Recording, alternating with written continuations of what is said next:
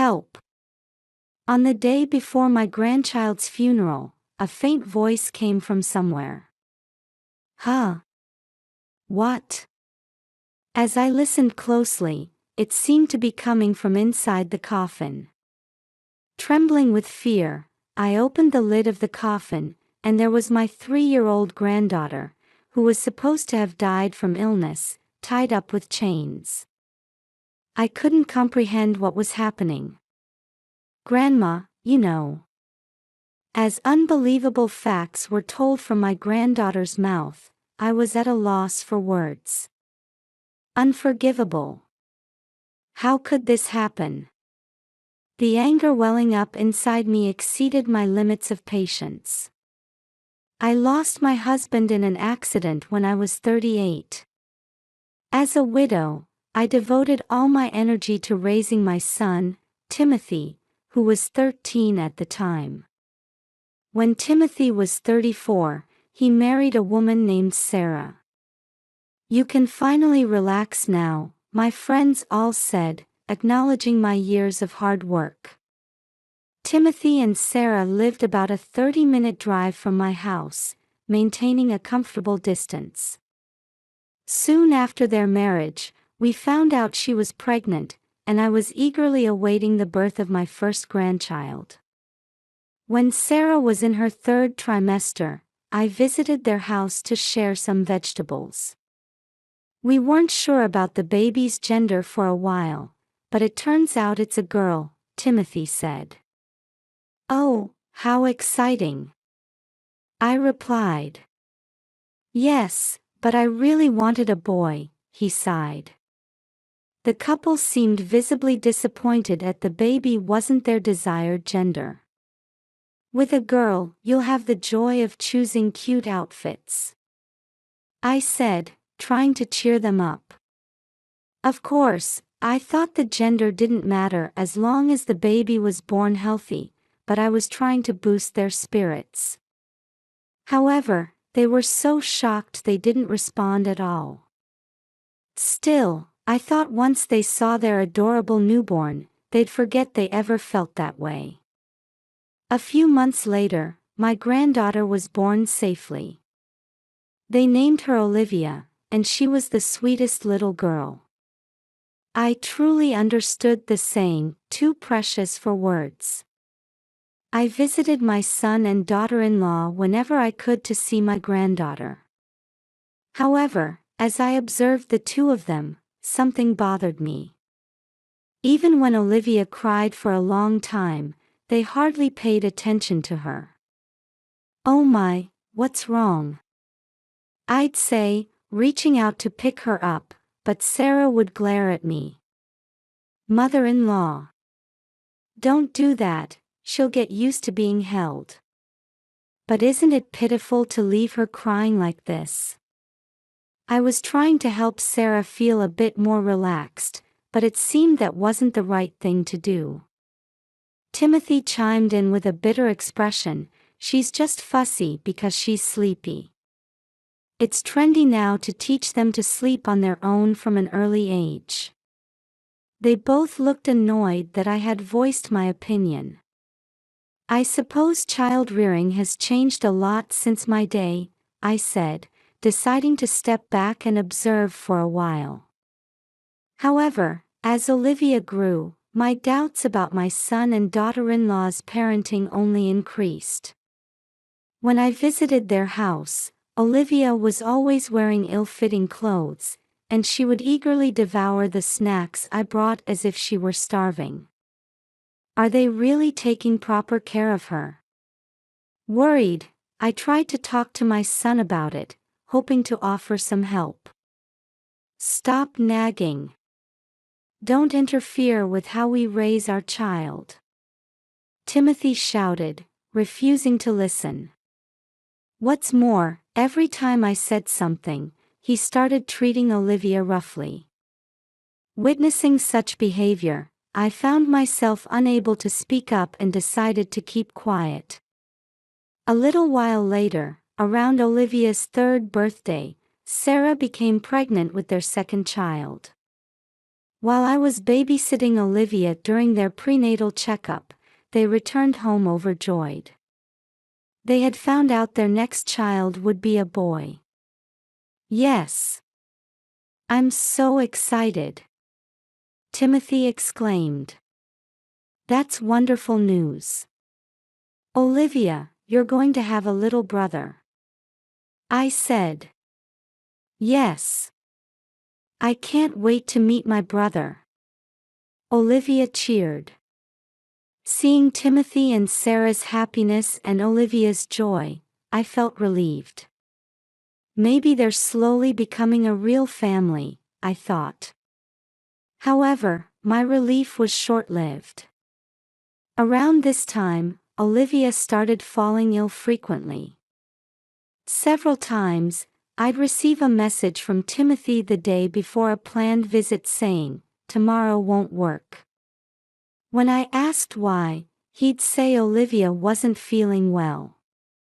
Even when I offered to visit and check on her, they refused. After persistent pleading, they finally allowed me to come over, and I rushed to their house. When I finally saw Olivia after a long time, she looked emaciated. Doesn't she need to be hospitalized? If she's at home, it can't be that serious, right? I asked. Timothy hung his head, covering his face with his hands. We thought it would be better for her to spend her remaining time at home, he said, his voice trembling. Hearing my son speak like this, I knew something was terribly wrong. What's her diagnosis? It must be quite serious, right? I was filled with disbelief and a desire to take Olivia's place if I could. After that, I visited Olivia as often as time allowed, but my son and daughter-in-law gradually prevented me from seeing her, saying, it might tire her out. This went on for about a month, and then it happened suddenly. Olivia has passed away, Timothy informed me, and my world went dark.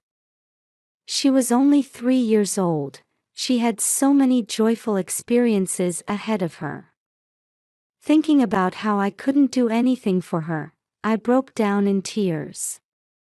I was also worried about Sarah, who was in her final month of pregnancy, and my heart ached imagining how devastated she must be. When I went to my son's house, funeral preparations were underway, and Olivia was already in her coffin. As I approached the coffin, wanting to see Olivia's face, Timothy, who had just entered the room, stopped me. No, don't open it, he said. She went through tough treatments, so her body is in bad shape. I don't want you to see her like that. That bad? I imagined a truly horrific end, unable to even see Olivia's face. Though part of me couldn't accept it, I tried to tell myself that Olivia would always be in my heart. Changing the subject, I asked my son if there was anything I could help with, but he said, we're fine for now, so I decided to go home for the time being. The next day, I visited their house again. It was the day of the funeral, but strangely, no one else had arrived yet besides me. Who else is coming? I asked. No one. We want to send her off quietly, just as family, Timothy replied. Sarah's parents are working overseas. We contacted them, but they said they couldn't make it in time for the funeral, though they'd definitely come later. I understood it was sudden, and it might be difficult for them to return at such short notice. We'll give Olivia a proper send-off, even if it's just us, I thought. I was standing in front of the coffin, reminiscing about the time I spent with Olivia, when Timothy's phone rang, and he stepped outside to take the call. At that moment, I heard a faint, "Help me," coming from somewhere. Listening closely, it seemed to be coming from inside the coffin. Trembling, I opened the lid, and to my shock, there was Olivia, who was supposed to be dead, bound in chains and pleading for help. Olivia? What on earth is going on? I was confused by this sudden turn of events, but I knew without a doubt that my son and daughter-in-law were involved. I quickly helped Olivia out and hid her in the closet, telling her, "Wait here for just a bit, okay? Sarah's gone into labor." Timothy came running back, his voice full of excitement. "I'm taking Sarah to the hospital now, so you should go home," he said, gathering his wife's belongings and tidying himself up. "What about Olivia's funeral?" I asked. "That's not important right now. The boy who's about to be born is what matters." He said this as if it were the most natural thing in the world, without even a change in his expression. "But it's sad to leave Olivia alone." "I'll stay here and keep watch," I suggested, feeling it would be more convenient to remain in the house. "Just because we're not here doesn't mean you can look inside the coffin." "It would make Olivia sad," Timothy warned, looking thoughtful for a moment before hurrying out of the room. "Even if you tell me not to look, it's already too late," I thought to myself. After confirming that Timothy and Sarah had left, I rushed to the closet where Olivia was waiting. "Olivia, it's all right now," I said, hugging her tightly. "I'm so glad you're alive." After that, I heard an unbelievable story from her. As I had suspected, Timothy and Sarah were indeed the culprits. I will never forgive them. Unable to contain my anger, I decided to punish them and began preparing to corner the two of them. The next day, I received a call from my son. A healthy baby boy was born, he announced in an elated voice. "Congratulations. We must celebrate." "I'll come to the hospital later," I replied. About 3 hours after the call, I visited Sarah's hospital room. "Look, Mom. It's our long-awaited son. Isn't he cute?" Timothy said excitedly as soon as I entered the room, holding up his newborn son. He and Sarah exchanged glances, smiling happily at each other. "You won't be smiling for long," I thought to myself. When I asked them about Olivia's funeral, their expressions changed instantly. "Oh, we're busy with the new baby, so we decided to just cremate her without a funeral. We'll let you know when it's all done," Timothy answered dismissively, as if it were a bothersome task. Now, it's time for their punishment to begin. I gave a signal behind my back, and Olivia ran towards the newborn baby. "Wow! He's so cute. This is my little brother, right?"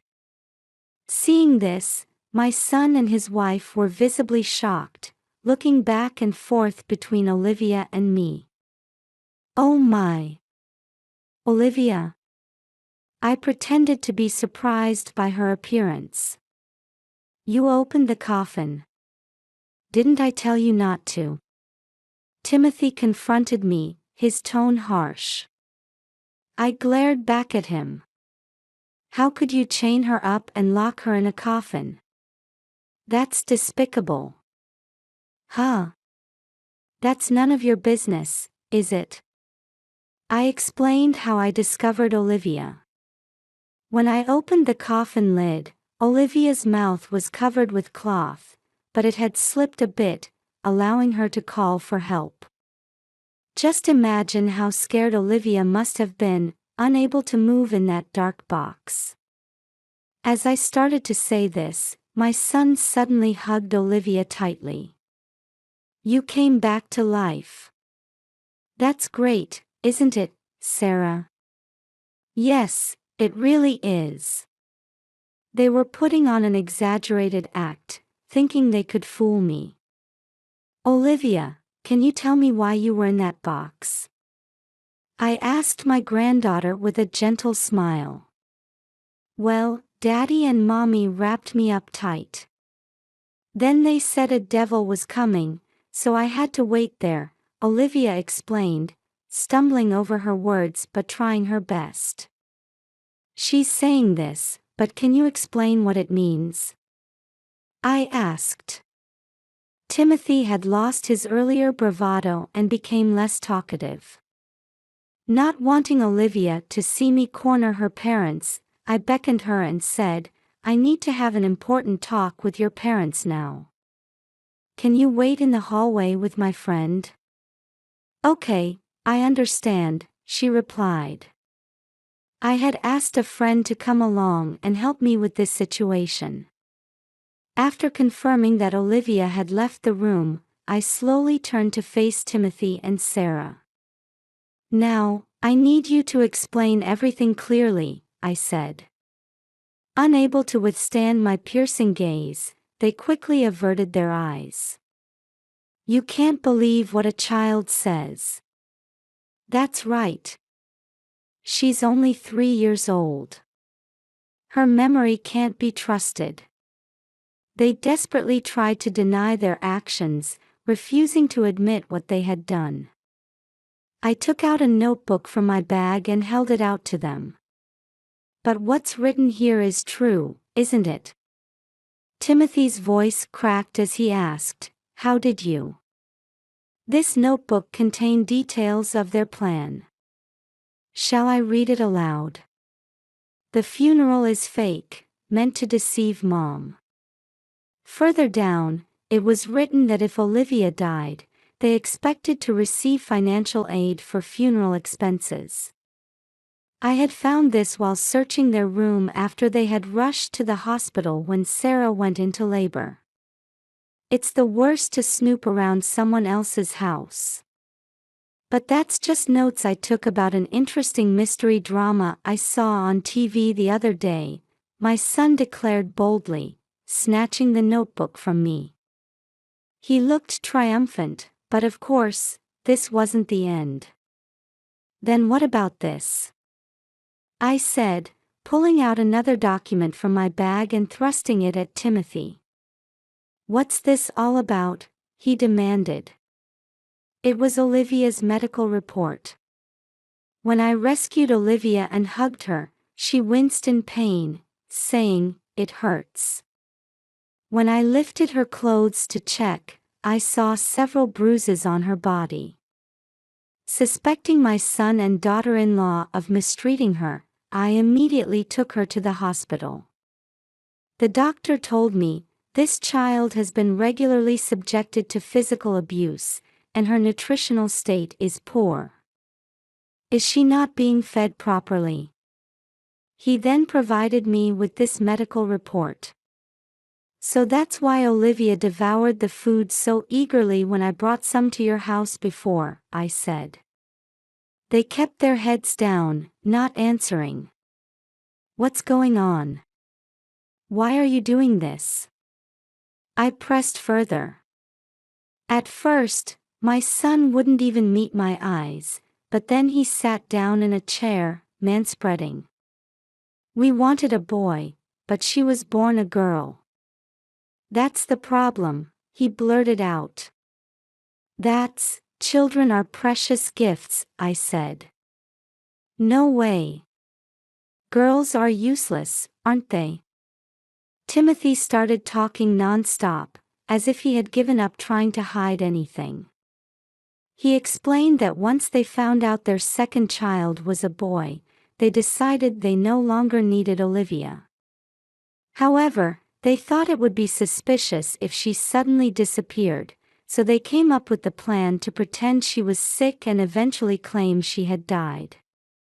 Well, we haven't been feeding her properly lately, so we thought she'd eventually just weaken and die on her own.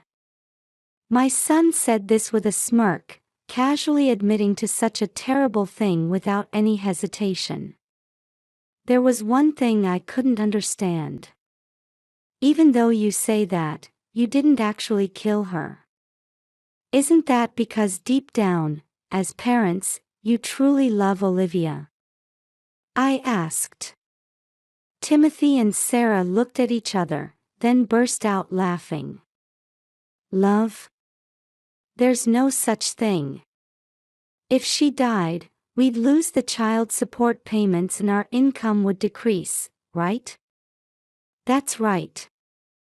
The only one we want to love is this son, Sarah said, lovingly stroking the baby's head she was holding. At that moment, I realized my anger had reached its peak. If that's the case, there was no need to chain her up and put her in a coffin. I shouted, suppressing the urge to slap them both. However, my anger didn't seem to affect them at all. But that wouldn't create the right atmosphere, you know. Besides, kids can do unexpected things, so we thought it would be safer to keep her restrained and locked in the coffin, my son said matter-of-factly. My body trembled with rage at his nonchalant attitude. Also, you always come to our house and dote on Olivia, so we were worried she might tell you what we've been doing to her someday, Timothy continued. So that's why you pretended Olivia was dead. You thought I wouldn't come around anymore? I asked. Bingo. Timothy said with a grin. Now that we have our boy, you can have Olivia if you want her, he added. That's right. We don't need her anymore, so do whatever you like with her, Sarah chimed in. They were treating Olivia like an object, and worse, they seemed to be enjoying it. Before I knew it, I had grabbed my son by the collar. Want to fight? I won't go easy on you just because you're my mother, Timothy said provocatively. But I realized that if I gave in to this, I'd be no better than them. So I let go of my son and glared at them both. I'll raise Olivia and your newborn son myself, I declared. What? Are you crazy? We're not giving up our son. No way.